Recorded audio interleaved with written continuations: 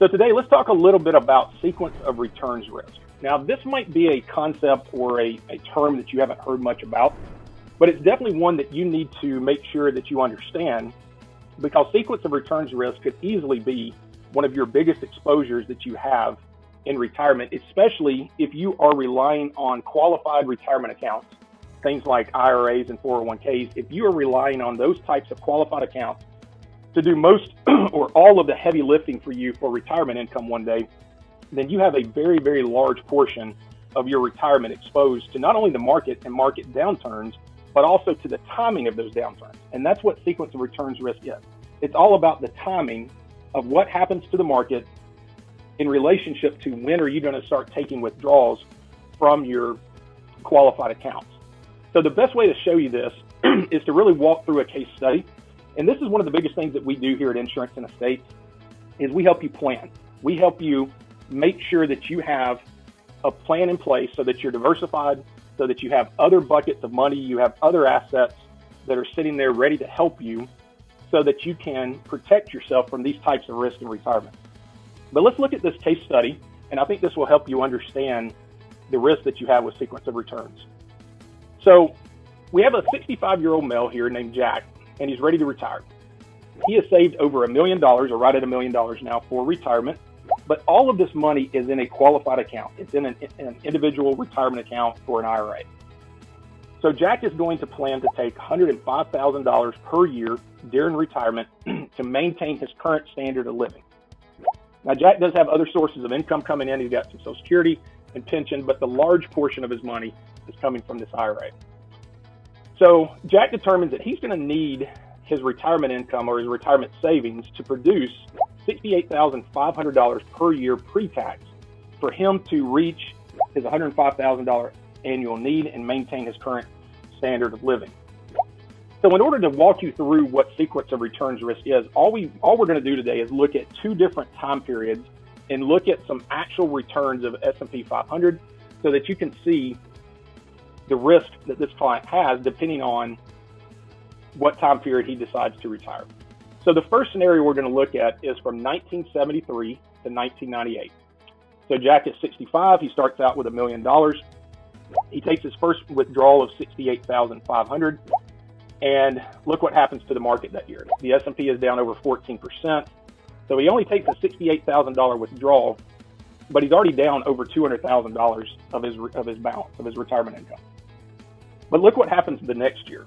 In the next year, a little bit larger withdrawal here for inflation, and then the market tanks. S&P is down 26%. In 2 years, Jack has lost almost half of his balance, of his starting balance of $1 million. Now, the next couple of years, you can see that the market, rebounds. And you'll also notice that there's not a lot of negative years here. We've got 1, 2, 3, 4, roughly five negative returns here. But look what happens. By the time Jack reaches 86 years old, he's completely out of money. So how did that happen, right? How did he start basically, in 21 years, over a 21-year period, how did he go from $1 million in his retirement account down to zero? Well, everything was built around what happened in the early years. He was simply having to sell into a down market, and he was putting a tremendous amount of stress on this asset in the early years, and it just never had a chance to rebound. Okay? So that was from 1973 to 1998. Let's take a look at a different time period from 1982 to 2007 and see if Jack might fare a little bit better if he would have retired during this time period. So we have the same scenario, $1 million beginning of the year balance. He takes his $68,000 withdrawal, but look what happened to the market that year. S&P was up 21%. Next year, same thing happens, and the market's up 22%. Okay. So as we go through here and we look, we still have 1, 2, 3, 4. We have 4 negative years here, but look at age 86. At age 86, if you remember in our first scenario, Jack is completely out of money. In this scenario, from 1982 to 2007, Jack would have over $8.5 million in his retirement account. Now, how does that work? How can you, in one scenario, completely be out of money after 21 years, and in the other scenario, has plenty of money, $8.5 million. Well, once again, it goes back to what we're talking about today, sequence of returns, risk, and timing. Because look at, when you're comparing these two time periods, look what happens over that 25-year time period. Over the full 25 years, the returns in each time period are almost identical. But look what happened in the first 5 years. This is what doomed Jack when he retired in 1973 as opposed to 1982. There was so much stress that was put on his retirement accounts in those early years that he just was not able to recover from, and he runs out of money. Okay. So what we do at Insurance and Estates is we help you come up with scenarios and designs and planning to help you make sure that this doesn't happen to you.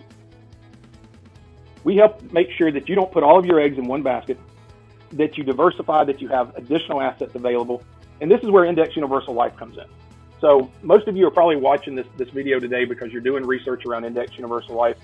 Maybe you're seeing videos on TikTok, you're seeing videos on YouTube, and everybody's telling you how an IUL works, but nobody is breaking it down for you and showing you how do you implement an IUL in this type of a scenario to protect your qualified money from what's happening to Jack here.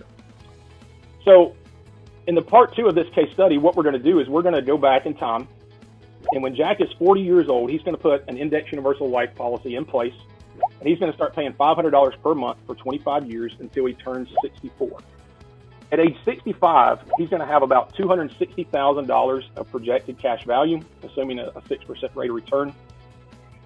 So guys, the best way to think about this asset is just literally sitting over here on the sidelines. It's ready to go into the game when needed to help take the stress off of his qualified accounts when he starts to get ready to take retirement income one day. So let's see what happens when we utilize the IUL strategy, and instead of selling into a down market, what we're going to do is in the years where we have a down year, we're going to make sure that following year, instead of taking a withdrawal from your retirement accounts, from your qualified money, we're simply just going to take the withdrawal from the IUL. So as you can see here, over Jack's lifetime, he really only dipped into his IUL, let's see, 1, 2, 3, 4, 5 times, but look what it did. So this is the same period where he ran out of money. Okay, this is going back to that 1973 period where we had the just drastic losses with the S&P 500 in the first 2 years. So if you remember in that scenario, Jack was out of money at age 86. Look what happens when he utilizes an Index Universal Life sitting on the sidelines, ready to help take the stress off of his retirement accounts.